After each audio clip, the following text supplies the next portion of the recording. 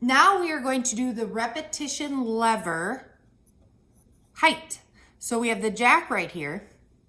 And if it's too high, if it goes up past the repetition lever, then the hammer cannot fall back. It gets caught on the jack.